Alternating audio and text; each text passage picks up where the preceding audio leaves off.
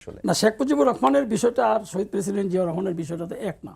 কারণ ওনাকে যখন আপনার ওনার যে সময়ের কালীনে দ্রব্যমূল্যের ঊর্ধ্বগতি, মানুষের যে আপনার একটা ছিল অবস্থা, হাহাকার অবস্থা ছিল সারা বাংলাদেশে, মানুষ একেবারে নিরুপায় ছিল, মানুষকে ধরে নিয়ে যেত, তার পরিবারের লোকেরা ব্যাংক ডাকাতি করেছে, বিভিন্ন যে অপকর্মের কারণে তাকে যখন এখানে একটা মানে দেশপ্রেমিক সেনাবাহিনী যখন তার বিরুদ্ধে একটা মানে অবস্থান নেয় এবং সেটা তাকে যখন গুলি করে হত্যা করা হয়, সেইটা আর শহীদ প্রেসিডেন্ট জিয়াউর রহমানের যে হত্যাকাণ্ডটা তো এক না। এখানে শহীদ প্রেসিডেন্ট জিয়াউর রহমান সাহেব ক্ষমতায় থাকা অবস্থায় উনি দেশের মঙ্গল করে গিয়েছেন। ওনাকে যখন মারা হয় তখন ওনার কাছে কিছু পাওয়া যায়নি। একটা সুটকেস পাওয়া গেছে যেখানে একটা গেঞ্জি ছিল এবং এক সেট জামা ছিল, এর ছাড়া কিছু পাওয়া যায়নি। সুতরাং ওনার বিষয়টা আর ওনার বিষয়টা এক না। আমি আসছি এরপরের বিষয়টা। ৭১-এর বিষয়টা আপনি বলেছেন যে এটা আমাদের, উনি বলেছেন যে অস্তিত্বের লড়াই।